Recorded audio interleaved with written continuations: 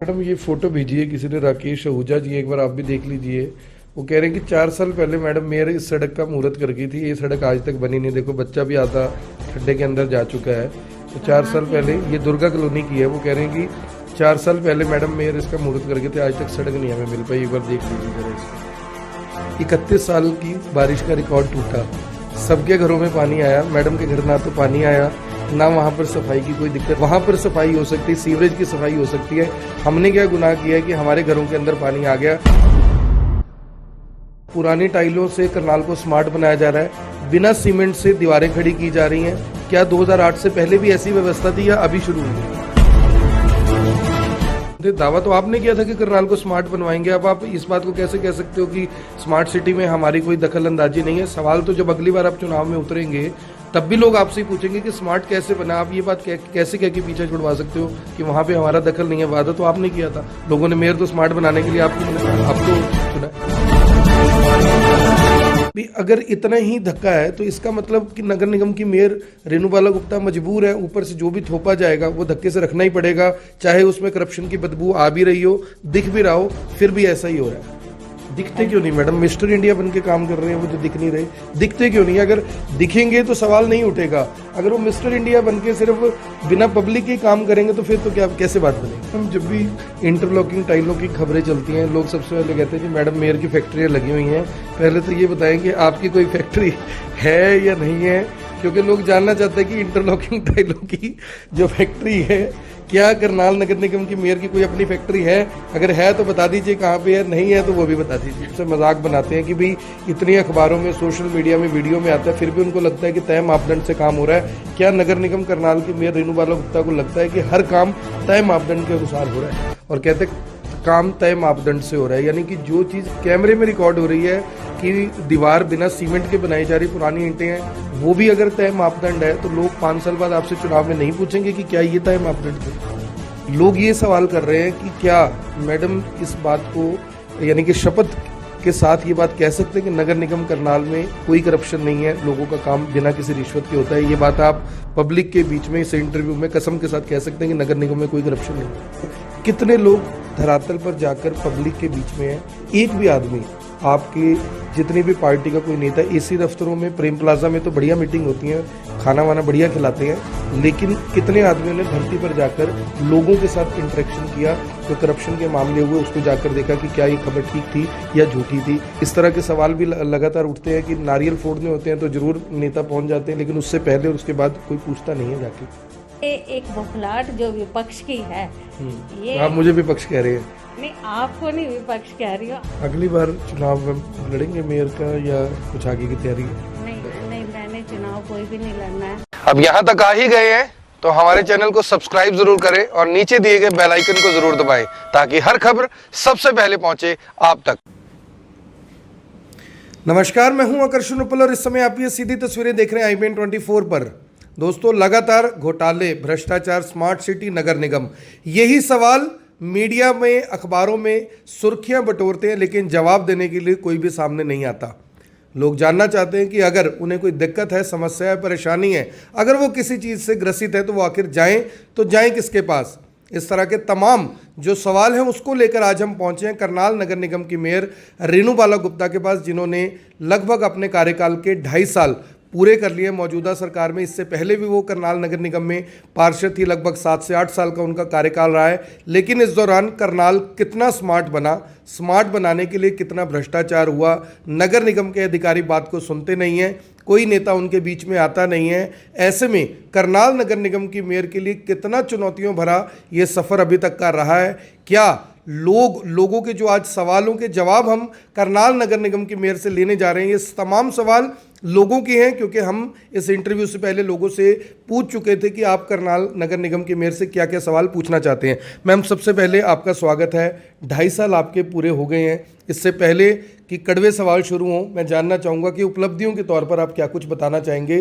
Karnal CM city भी है, smart city भी है, ना लोगों को ये CM सिटी नज़र आ रहा है, ना लोगों को स्मार्ट सिटी नज़र आ रहा है। क्या उपलब्धियां क्या हैं आपकी आज तक की? आकर्षण जी, आपके माध्यम से सभी को मेरा नमस्कार। जैसा कि आपने बताया कि 2.5 साल का ये हमारी दूसरी टर्म का पीरियड पूरा हुआ है आप यदि व्यवस्थाओं में देखें और करनाल को, यदि आप पहले भी करनाल में ही रहते थे, यदि 8 साल के पहले के करनाल को देखें और आज के करनाल को देखें तो बदलाव कहीं ना कहीं आपको नज़र आएगा। आपकी बात को बड़ा करते हुए मैं ये कहना चाहूँगी कि करनाल में जिस तरह की व्यवस्थाएं माननीय मुख्यमंत्री मनोहर लाल जी के नेतृत्व में 2014 में जब से भारतीय जनता पार्टी की सरकार आई, हमने शहर की एंट्रियों में या सड़कें हैं 4 लाइनिंग करवाया, जिसमें कि हमारा ये पश्चिमी बाईपास है, हमारे पार्कों में, हमारी सड़कों में हमने काफ़ी सारी ऐसी व्यवस्थाएं करवाई हैं जिससे लोगों को हम बेसिक सुविधाएं दे सकें। और अपनी बात करें तो हम नगर निगम का पुराने वाला ऑफिस था, वहाँ का आसपास का एरिया था, उसको भी काफ़ी हद तक दुरुस्त कराया।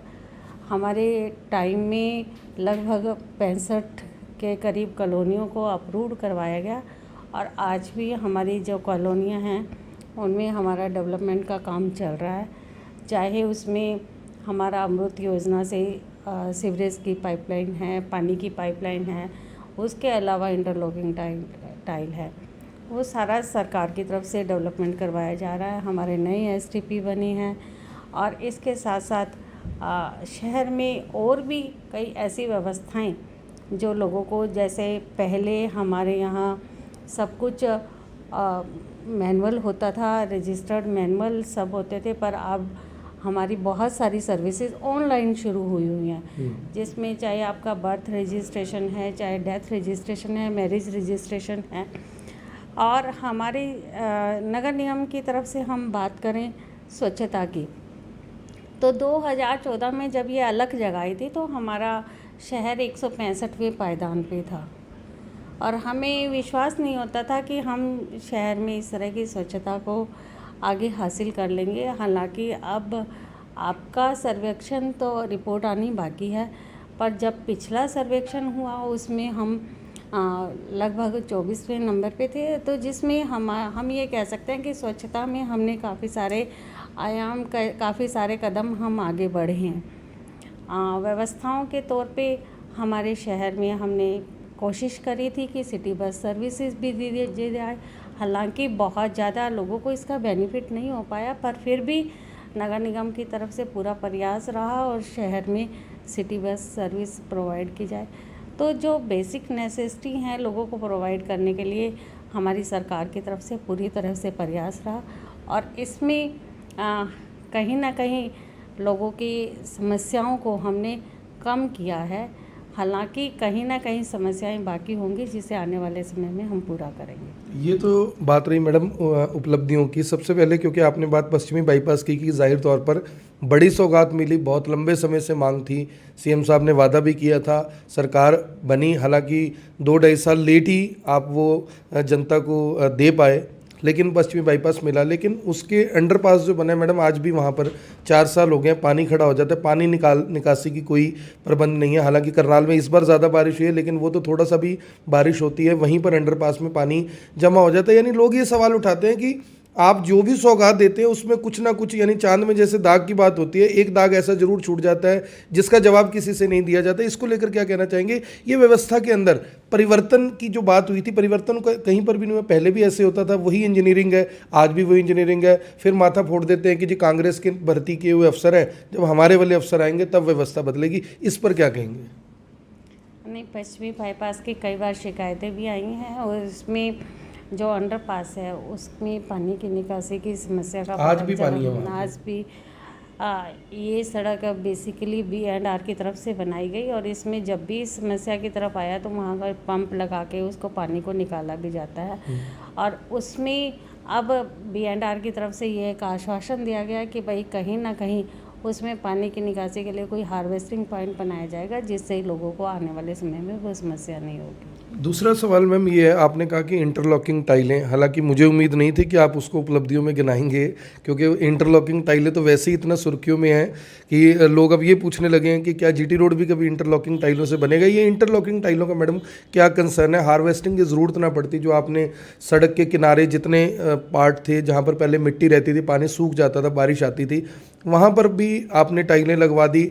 हर जगह पर एक एक जगह पर आपके घर के पास ही 2-2 बार टाइलें बदलवाई गई।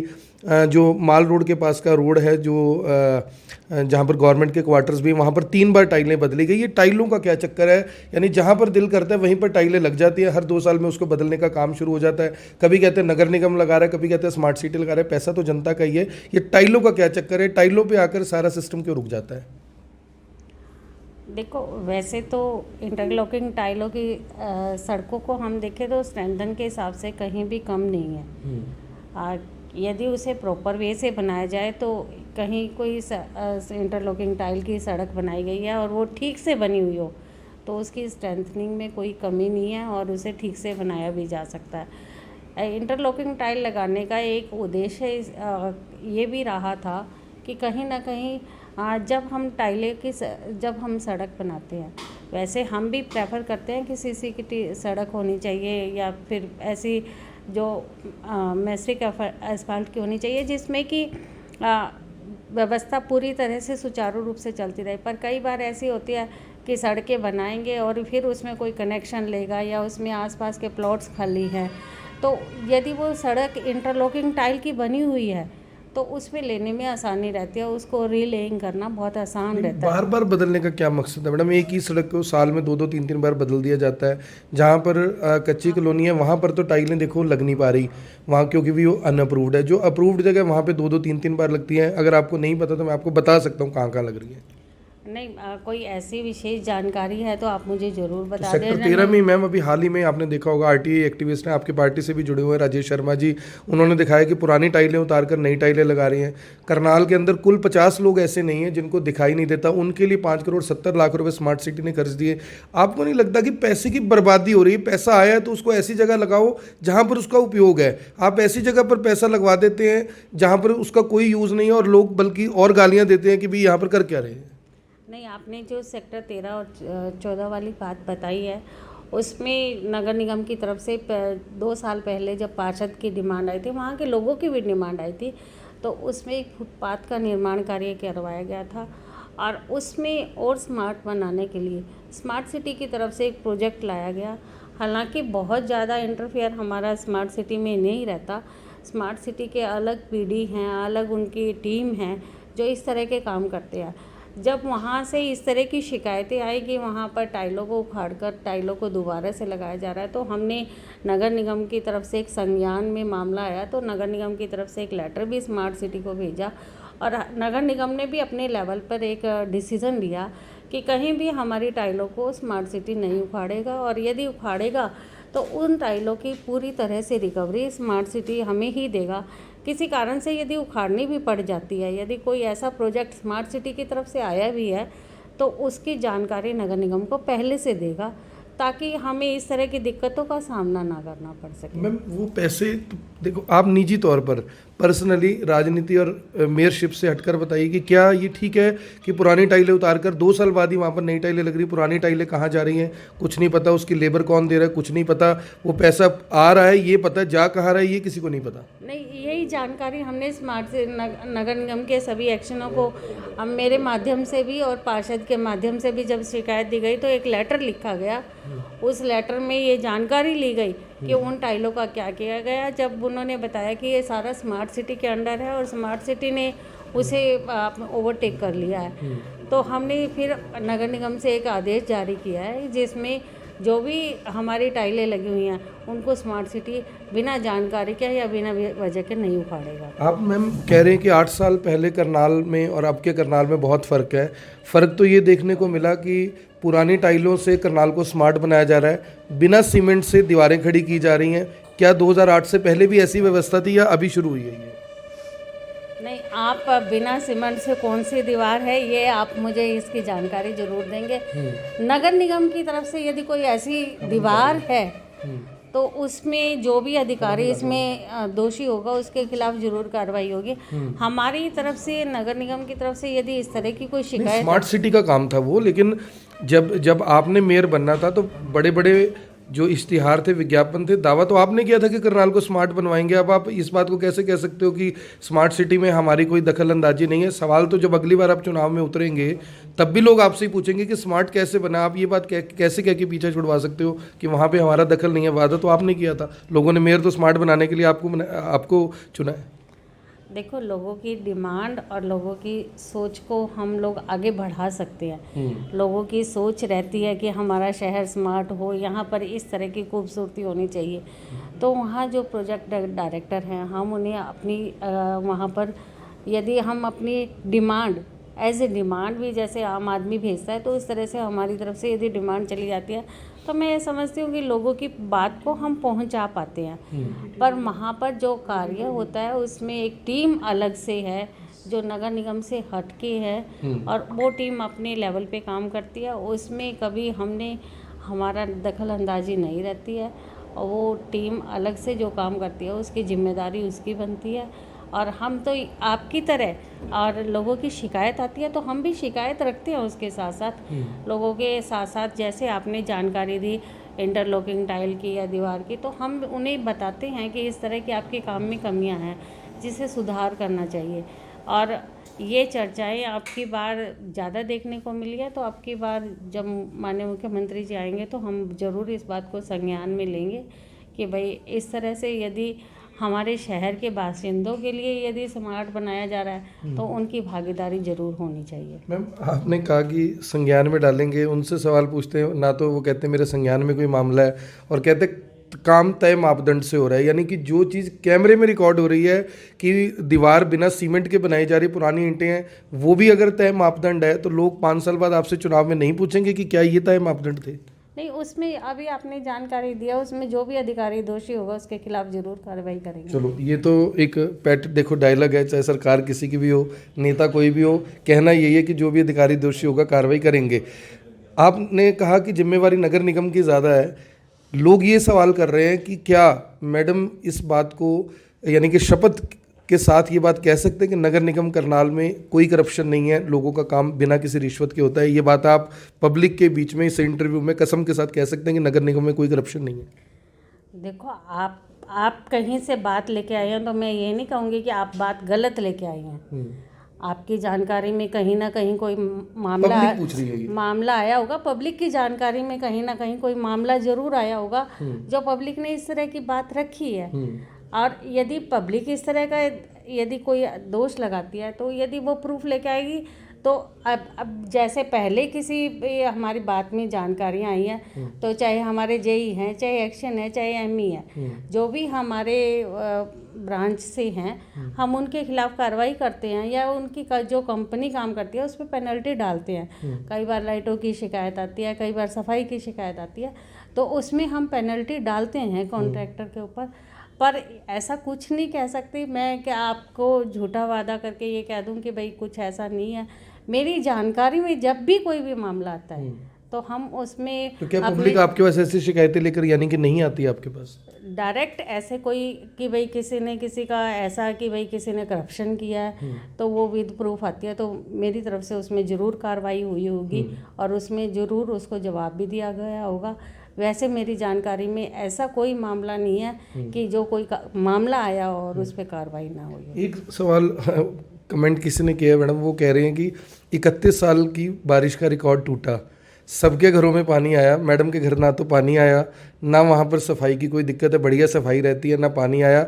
वहाँ पर सफाई हो सकती है, सीवरेज की सफाई हो सकती है, हमने क्या गुनाह किया है कि हमारे घरों के अंदर पानी आ गया? क्योंकि सवाल एमसीओ ने भी उठाया, अफसरों ने भी इस बात को माना कि हाँ सीवरेज की जो सफाई होनी चाहिए थी वो नहीं हुई, जो हार्वेस्टिंग का सिस्टम चलना चाहिए था वो नहीं चला, जो मोटरें चलनी चाहिए थी वो नहीं चली। ये नज़रें इनायत सारी आपकी तरफ क्यों, पब्लिक की तरफ क्यों नहीं है? शायद उस दिन आप मेरे घर नहीं आए होंगे। ऐसा कोई वो नहीं है, ये प्रकृति है और प्रकृति ऐसे मापदंड से बारिश नहीं करती है। किसी प्रकृति तो नहीं करती, अफसर तो इस मापदंड को देखते हैं ना कि मेयर मैडम का घर है, यहाँ पे सारी सफाई होनी चाहिए। नहीं, कि सेक्टर में बारिश ज़्यादा करनी है या किसी के नेता के घर बारिश या किसी इसी अधिकारी के घर आगे बारिश नहीं करनी है। बारिश बराबर हुई है और कहीं ना कहीं सफाई की ये बात मैं मानती हूँ। यदि हमारा ड्रेनेज सिस्टम है तो वहाँ का यदि कोई जागरूक है, कोई भी यदि RWA का मेंबर है या वहाँ का कॉलोनी वाला या उसके घर का मालिक ही यदि अपने आप से वहाँ जब बारिश होती है तो वो जो जाली के ऊपर कई बार पानी की वजह कुछ नहीं होती, तो वो जाली के ऊपर से यदि सिर्फ पत्ते ही हटा दे तो वो जाली वो सड़क पे पानी भरने से बच जाता है। और कई बार वही ना हटाए तो इसकी वजह से भी बारिश का पानी भर जाता है। हालांकि आप बिल्कुल ठीक कह रहे हैं कि बारिश अब की बार बहुत ज़्यादा थी, अनुमान नहीं था कि इतनी ज़्यादा बारिश होगी। फिर भी व्यवस्थाओं में जो कमी थी उसे अब हम सुधारने का प्रयास कर रहे हैं ताकि आगे से लोगों को दिक्कत ना आए। आगे से दिक्कत ना आए इसके लिए जो काम है वो किया जा रहा है। मैम, क्योंकि जब नगर निगम के चुनाव हुए थे, मेयर के चुनाव हुए थे, तो शायद 4 या 5 ज़िले थे जहां पर चुनाव हुए थे। सबकी नज़रें करनाल में टिकी हुई थी क्योंकि आप मुख्यमंत्री जी की विधानसभा से आती हैं और आपने यानी कि चुनाव जीता भी। कहीं ना कहीं पार्टी की भी लाज बची और मुख्यमंत्री जी को ये कॉन्फिडेंस हुआ कि जो लोग ने वोट हमें किया है उनको हमारे काम पे कॉन्फिडेंस है। वो कॉन्फिडेंस अब ऐसा लग रहा है कि ओवर कॉन्फिडेंस बनता जा रहा है। 156 करोड़ रुपए का एक सफाई घोटाले की जो मशीनें आपने लगवाई हुई हैं पूरे हरियाणा के अंदर चल रही हैं, 76 लाख रुपए की मशीनें। हालांकि उसकी खरीद चंडीगढ़ से हुई। एक पत्र भी हमारे सामने आया जिसमें आपने लिखा था कि हमें ये मशीन नहीं चाहिए, वो धक्के से मशीन दे दी गई। भी अगर इतना ही धक्का है तो इसका मतलब कि नगर निगम की मेयर रेणुबाला गुप्ता मजबूर है, ऊपर से जो भी थोपा जाएगा वो धक्के से रखना ही पड़ेगा, चाहे उसमें करप्शन की बदबू आ भी रही हो, दिख भी रहा हो, फिर भी ऐसा ही हो रहा है। देखा आकर्षण जी, कई बार सरकार या DUL भी अपने लेवल पे कोई निर्णय करती है, पूरी स्टेट के लिए करती है। हालांकि जैसे ही हमें जानकारी मिली थी तो हमारे हाउस की तरफ से उसे रिजेक्ट भी किया गया और हमारे हाउस की तरफ से एक लेटर भी सरकार को DLB को भेजा गया जिसमें ये लिखा गया कि हमारे पास ऑलरेडी एक सैनिटेशन मशीन है जिसके आगे हमें और सैनिटेशन मशीन की रिक्वायरमेंट नहीं है। फिर उसके तुरंत बाद जैसे ही हमने ये फरवरी में हमने ये लेटर लिखा, मार्च में लॉकडाउन लग गया। मार्च में लॉकडाउन लगने के बाद एक बार पूरा देश जब एक तरह से सुन्न हो गया तो वो मशीनें कहीं ना कहीं उस लॉकडाउन के जब हम अपने घरों में थे तो वो मशीनें कहीं ना कहीं नगर निगमों में पहुंच गई और वो मशीनें चालू भी होगी। पर उसके बाद आने के बाद हमें जब जानकारी मिली तो हमने फिर से एक लेटर लिखा कि भाई इस मशीन का जो भी हमारा बोझ है वो हम कॉन्ट्रैक्टर के ऊपर डालते हैं ताकि हमारे जो कॉन्ट्रैक्टर वहाँ का काम कर रहा है तो उसमें से उसे डिडक्ट किया जाए। पर अब जब हमारे सफाई कर्मचारी सभी पैरोल पे आ गए हैं तो कर्मचारी हमारे वो जो कॉन्ट्रैक्टर ने इतने दिन बियर किया होगा और अब ये जानकारी आई है तो हम सरकार को फिर से ये बात लिखने जा रहे हैं कि भाई हमें इस तरह की मशीनों की नहीं रिक्वायरमेंट है।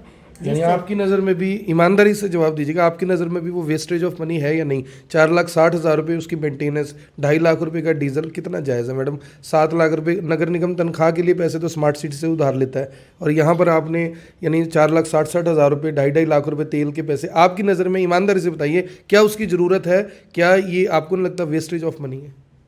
नहीं, अभी करनाल शहर में एक मशीन थी वो सफिशिएंट थी, यदि हमें कहीं चलानी थी तो मुझे नहीं लगता अभी दूसरी मशीन की हमें ज़रूरत है। नहीं, पहली मशीन यानी आप वेस्टेज ऑफ मनी नहीं मानते?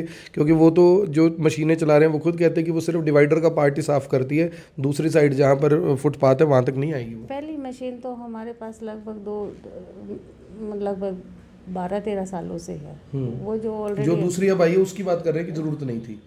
दूसरा मैम, करनाल से चाहे ज़्यादातर पार्षद लें बीजेपी से हैं, मेयर बीजेपी से हैं, विधायक बीजेपी से हैं, मुख्यमंत्री जी बीजेपी से हैं, सांसद बीजेपी से हैं, तमाम मेरे ख्याल 1 दर्जन के आसपास आपने डायरेक्टर और चेयरमैन लगा रखे हैं वो बीजेपी से हैं।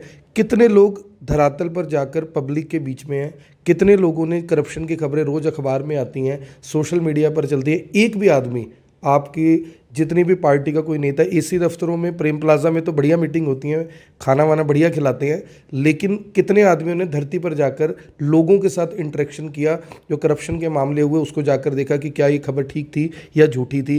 क्योंकि इस तरह के सवाल भी लगातार उठते हैं कि नारियल फोड़ने होते हैं तो ज़रूर नेता पहुँच जाते हैं, लेकिन उससे पहले और उसके बाद कोई पूछता नहीं है जाके। नहीं, आप आकर्षण जी, मेरा मत इसमें आपसे थोड़ा सा अलग है। ऐसा नहीं है कि भारतीय जनता पार्टी का कार्यकर्ता या कोई भी पदाधिकारी अब फील्ड में काम नहीं कर रहा है। दिखते क्यों नहीं मैडम? मिस्टर इंडिया बन के काम कर रहे हैं, वो तो दिख नहीं रहे। दिखते क्यों नहीं? अगर दिखेंगे तो सवाल नहीं उठेगा। अगर वो मिस्टर इंडिया बन के सिर्फ बिना पब्लिक के काम करेंगे तो फिर तो क्या, कैसे बात बनेगी?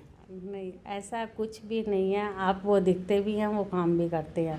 चाहे वो पार्षद है, चाहे वो चेयरमैन है, चाहे वो कोई भी किसी भी पद पे है। और आपने देखा भी होगा, अभी ये दौर हमारा गुजरा भी नहीं है। हम कोरोना के इस दौर से जब हम 1.5-2 साल से आप देख भी रहे हैं, रैलियां तो हो रही हैं मैडम कोरोना में। रैलियां की एक अलग प्रोग्राम भी हुआ है अभी पार्टी का प्रेम प्लाजा में। नहीं, उसके अलावा सेवाएं भी तो पूरी की है। चाहे हॉस्पिटल में बेड पहुंचाने की है, चाहे लोगों को बेड पे ऑक्सीजन अरेंज करवाने की है, चाहे रसोई सेवा है, चाहे इसके अलावा लोगों को मैं ये कहूँ घर घर तक दवाइयाँ पहुंचाने की है। सभी वो जब ये एक बौखलाहट जो विपक्ष की है, ये आप मुझे विपक्ष कह रहे हैं? नहीं, आपको नहीं विपक्ष कह रही हो। आप अपनी बात नहीं मन की रख रहे हैं, आप लोगों की बात रख रहे हैं। मेरे लोगों की तो विपक्ष तो यहाँ पे है नहीं। मैंने विपक्ष का तो सवाल अभी पूछा ही नहीं कोई। नहीं, आपने कहा कि लोगों की डिमांड बात रहती है कि भारतीय जनता पार्टी के पदाधिकारी, भारतीय जनता पार्टी के, ये बात कहीं ना कहीं इस बात की आप लोग देखते हैं कि लोगों की एक बौखलाहट रहती है कि भारतीय जनता पार्टी का कार्यकर्ता फील्ड में काम कर रहा है और विपक्ष का यदि वो घर बैठा हुआ है तो आप उनको ये दर्द रहता है, तो वो कहीं ना कहीं उनको किसी ना किसी तरीके से उनकी टांग खींचने में लगे रहते हैं। और ये उसके अलावा और कोई उनका उद्देश्य नहीं है। एक मैम, जब भी इंटरलॉकिंग टाइलों की खबरें चलती हैं, लोग सबसे पहले कहते हैं जी मैडम मेयर की फैक्ट्रियाँ लगी हुई हैं। पहले तो ये बताएं कि आपकी कोई फैक्ट्री है या नहीं है, क्योंकि लोग जानना चाहते हैं कि इंटरलॉकिंग टाइलों की जो फैक्ट्री है, क्या करनाल नगर निगम की मेयर की कोई अपनी फैक्ट्री है? अगर है तो बता दीजिए कहाँ पे है, नहीं है तो वो भी बता दीजिए। पहले तो मैं आपको ये कहना चाहूँगी, यदि कोई कहता है और उसे मेरी जानकारी है तो कम से कम मेरे संज्ञान में ज़रूर ला दे कि कोई फैक्ट्री ऐसे इंटरलॉकिंग टाइल की या मेरे किसी रिलेटिव की भी यदि है तो मेरी जानकारी में नहीं है, जरूर ला दे। लगभग 50 साल पहले जब हम करनाल शहर में आए थे तो हमारा भट्टों का कारोबार होता था और आज भी हमारे भट्टे हैं, उनमें ईंटें बनती है। पर ऐसा टाइलों की फैक्ट्री आज तक हमारे घर में से हमारे किसी रिश्तेदार की नहीं है। ये लोगों का एक भ्रम है, लोगों की एक सोच है, जैसे शायद लोग यदि बता दे तो मैं भी देख लूँ। तो जो लोग बार बार जब भी इंटरलॉकिंग टाइलों की खबरें चलती हैं, नीचे कमेंट चलते हैं कि मैडम मेयर की टाइलों की फैक्ट्री, वहाँ से सारी टाइलें आ रही हैं, उनके लिए जवाब है कि टाइलों की कोई फैक्ट्री नहीं है, ईंट के भट्टे हैं, वो पुराने चल रहे हैं। ये एक बार मेरी पहले भी बात हुई थी, तब भी यही बताया गया था। तो फिलहाल जो सवाल थे लगभग हमने सारे सवाल ले लिए। आखिरी सवाल ये है मैडम, मुख्यमंत्री जी से पत्रकारों ने सवाल पूछा कि करप्शन बहुत हो रहा है, मटेरियल में घोटाले चल रहे हैं। उन्होंने कहा कि सारा काम तय मापदंड से हो रहा है। वो आज भी वीडियो वायरल हो रहे हैं, लोग उस पर कमेंट करते हैं, एक किस्म से मजाक बनाते हैं कि भाई इतनी अखबारों में, सोशल मीडिया में वीडियो में आता है, फिर भी उनको लगता है कि तय मापदंड से काम हो रहा है। क्या नगर निगम करनाल की मेयर रेनूबाला गुप्ता को लगता है कि हर काम तय मापदंड के अनुसार हो रहा है? आकर्षण जी, बहुत सारी बातें ऐसी होती है जब आप यहाँ बैठते हैं, लोगों की शिकायतें होती हैं, लोगों की समस्याएं होती हैं। आप भी जानते हैं, आप भी पत्रकार हैं तो आप फील्ड में हर तरह के क्षेत्र में जाते होंगे और हम भी यहाँ जब ऑफिस में बैठते हैं तो हर तरह के व्यक्ति से हमें डील करना होता है।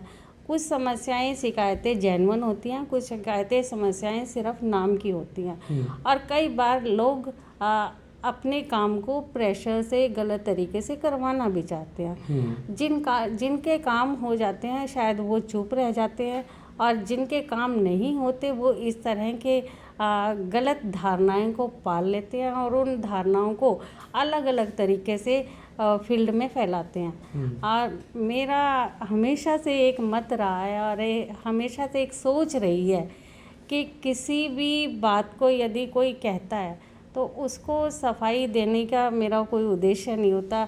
या तो वो डॉक्यूमेंट्स के साथ या प्रूफ के साथ मेरे सामने आएगा तो मैं जिस अधिकार से आपके सामने आज इस कुर्सी पे बैठी हूँ, मैं दावा भी करती हूँ कि भाई मैं इस तरह की कोई आज तक मैंने कोई अपनी गलती नहीं की होगी, पर फिर भी यदि कोई आता है तो मैं उसका जवाब देने के लिए पूरी तरह से सक्षम हूँ। और मैं ये इस नियत के साथ ये नगर निगम मेरे लिए एक जैसे एक मंदिर की तरह है।